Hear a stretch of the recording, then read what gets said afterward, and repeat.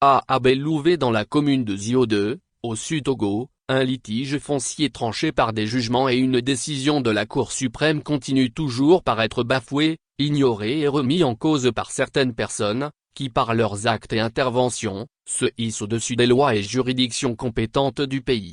Quel mal y a-t-il à vouloir penser le développement ou bien vouloir mettre en valeur les richesses du terroir? En tant que partie plaignante et des Togolais de la diaspora, nous ne cachons plus notre exaspération devant cette affaire judiciaire déjà tranchée et que d'autres Togolais méprisent.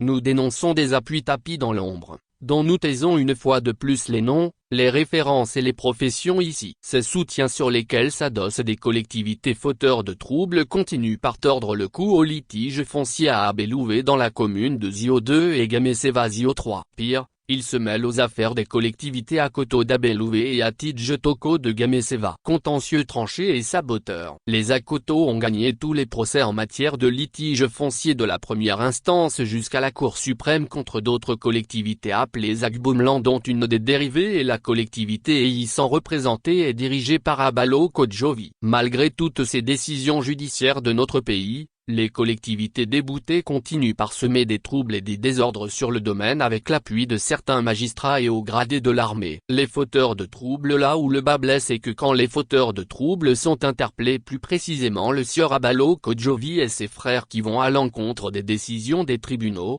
ils font recours à des officiers supérieurs qui ordonnent la libération pure et simple des personnes arrêtées. Cette manière de faire est devenue une habitude pour le sieur Abalo Kodjovi et ses frères et ses commandataires qui ne respectent plus les décisions judiciaires rendues et existantes.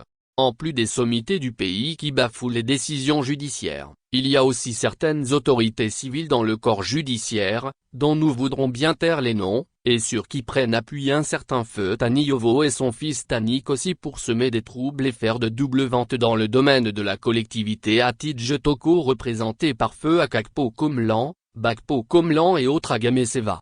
Pour preuve, le 6 mars 2024 Tanik aussi accompagné de certains usurpateurs de titres sont partis implanter des plaques sur le domaine qui ne lui appartient pas nonobstant un arrêt de la Cour d'appel de Lomé du 26 avril 2023 numéro 302-23, qui déboute complètement la collectivité Temenkou dont il se réclame sur le terrain. Quid du sort des fauteurs de troubles? Après avoir appris en dernière minute le lundi 3 juin 2024 que le sieur Tanik aussi a été interpellé dans le cadre de cette affaire, il nous revient de nous interroger sur la suite qui lui sera réservée. Va-t-il encore pistonner ses appuis pour être libéré et continuer à narguer et défier les décisions judiciaires? Après l'interpellation, nous apprenons de sources proches du dossier à Tsevier que le sieur Tanik aussi sera présenté au premier substitut du procureur du tribunal de Tsevier, celui qui a déjà eu à auditionner cette affaire. Que va-t-il décider? On attend de voir et de savoir. Dans quel pays sommes-nous où les décisions de justice sont bafouées et piétinées avec l'appui et l'onction de certaines autorités? Comme déjà évoqué,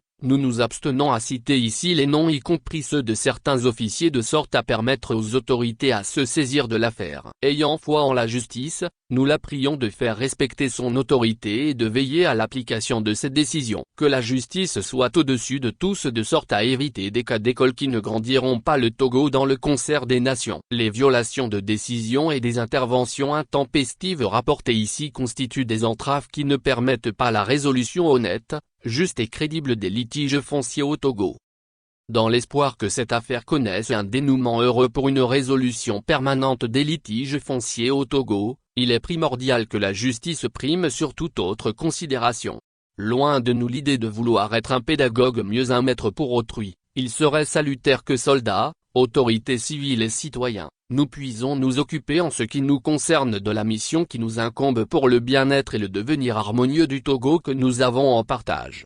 Après une première sortie pour prendre l'opinion à témoin du développement de cette, Djaga Naka, un Togolais de la diaspora, avait lancé au nom de ses compatriotes expatriés un appel au premier magistrat en ces termes au regard de ces injustices que nous subissions à Abelouvé et qui freinent des projets de développement que nous élaborons dans la diaspora aux États-Unis d'Amérique.